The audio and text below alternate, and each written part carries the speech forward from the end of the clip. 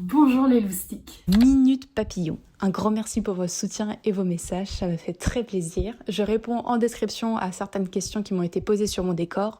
Je vous laisse avec la suite, à plus.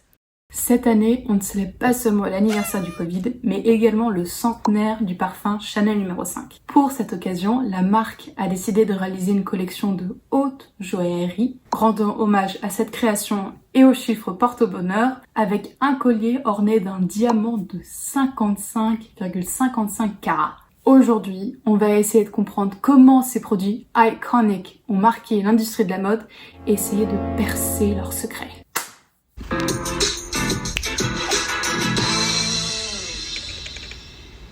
Avant toute chose, on va poser une définition. Un produit iconique, c'est un produit qui représente les valeurs et l'identité de la marque, qui est là depuis très longtemps et reconnaissable entre mille. Jetons un œil sur l'histoire de la vedette du jour, le Chanel numéro 5. En 1921, Chanel rencontre Ernest Beau lors d'un voyage sur la Côte d'Azur. À l'époque, Ernest Beau n'a signé que 3 parfums pour une manufacture fondée à Moscou, mais est déjà très célèbre et même parfumeur pour la cour de Russie. Chanel lui commande alors un parfum, avec comme seule indication un parfum de femme à odeur de femme. Ça vous inspire un truc?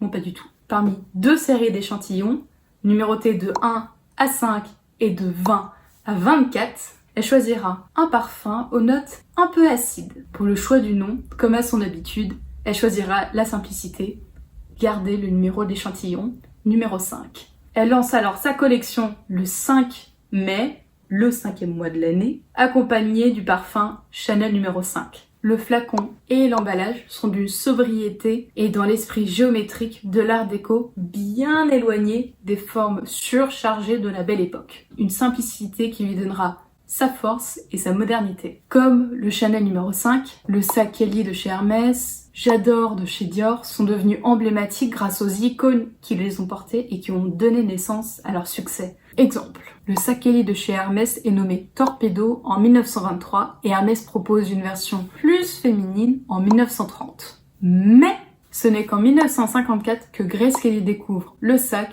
et en tombe amoureuse. Quelques années plus tard, Grace Kelly est couronnée princesse de Monaco et le sac est surnommé le sac Kelly. Quant au parfum Chanel numéro 5, on connaît tous l'échange célèbre de Marilyn Monroe donné à une interview. Well, they ask you questions like, just an example, what do you wear to bed? Do you wear pajama tops, the bottoms of the pajamas, or a nightgown? So I say Chanel number 5. Because it's the truth. On n'a pas tous les moyens d'être sexy à cette question. What do you wear to bed? Alors moi je porte un petit pyjama tout doux, un motif écossais en pilou-pilou, super confortable sous la couette. Dans l'univers du prêt-à-porter et de la fast fashion, c'est moins évident de citer les produits iconiques, mais il en existe des très bons exemples. La robe portefeuille de Diane von Furstenberg, les trench et le motif Novacek de Burberry, le polo Lacoste, et même plus récemment, le motif croissant de lune par la jeune créatrice française Marine Serre. Pour l'anecdote, les ventes ont augmenté de 426% pour cet imprimé en 48 heures et immortalisé dans les dressings des plus grandes célébrités. Alors, 1.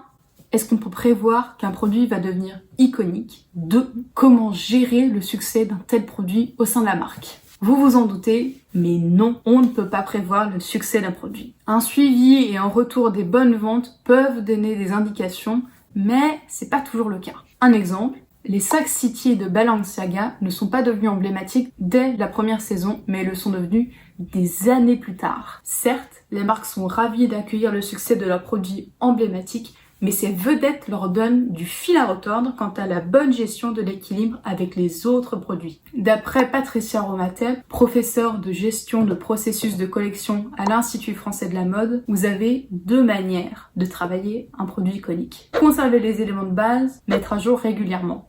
Le Chanel numéro 5 a été créé en 1921 et a été mis à jour 5 fois depuis sa création, et je suis sûre que vous l'aviez même pas remarqué. Le cauchemar pour les marques est que le produit emblématique prenne trop d'importance dans les collections, ou même que la marque soit réduite à un seul produit.